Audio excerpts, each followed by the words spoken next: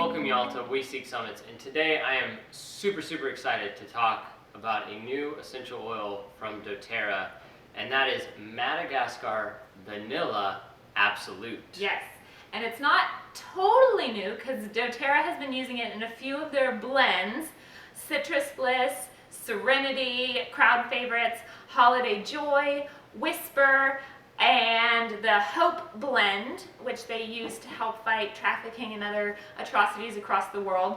But this is the first time ever that we are given Madagascar Vanilla as a single oil.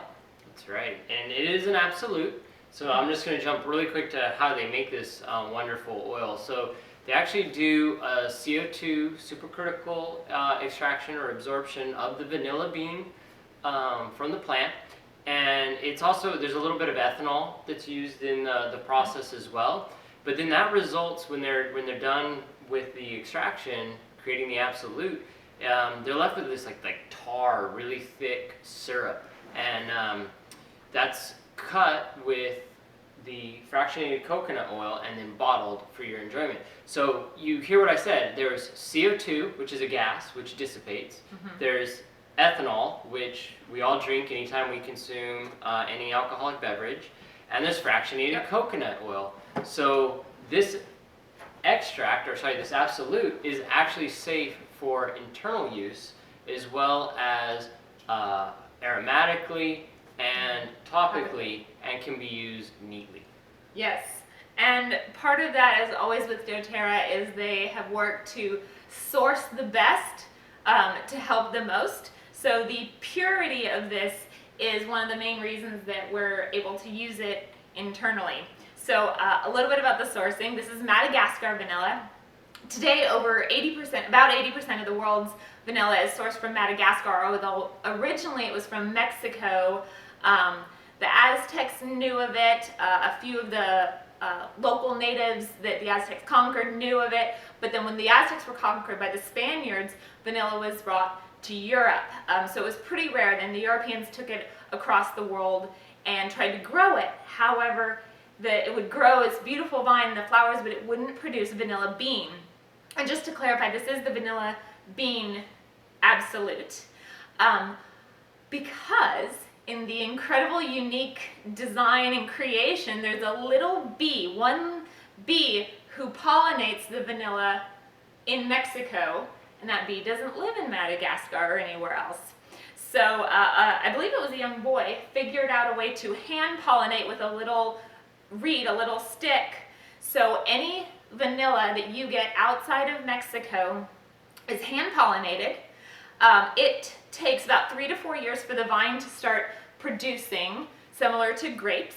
Also, when it flowers, it's very much like the jasmine flower. It only flowers in the morning and then kind of withers about midday or so as it gets hot. So it must be pollinated that morning.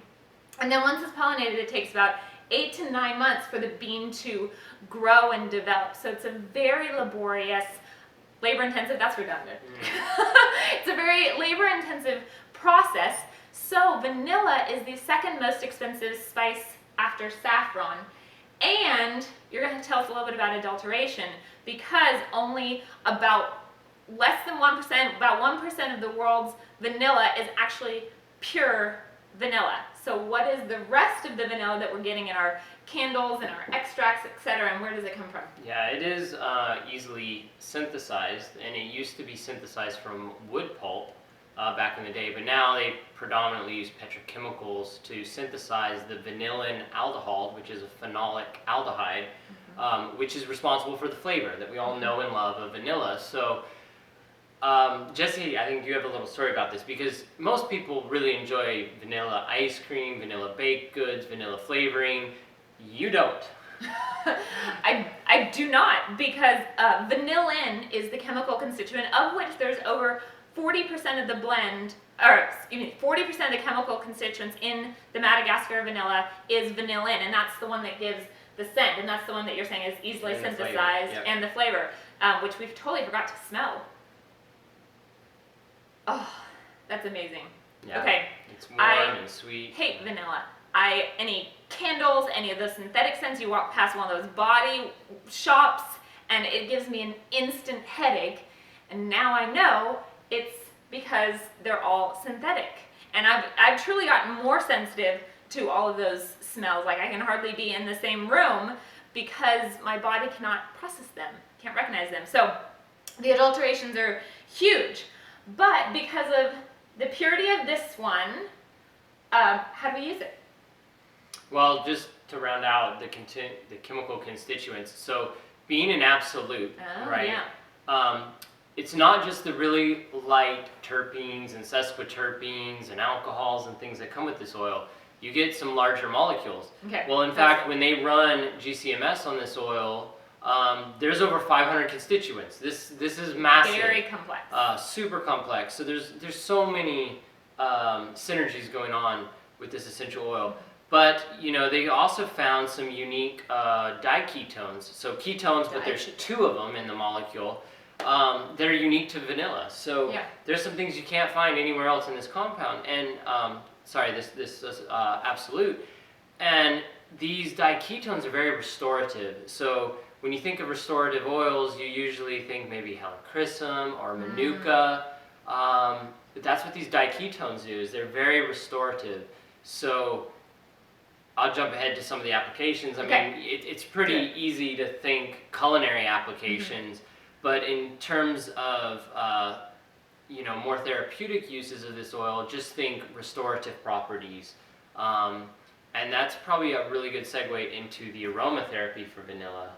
And so, vanilla, because everyone, I think, loves the smell.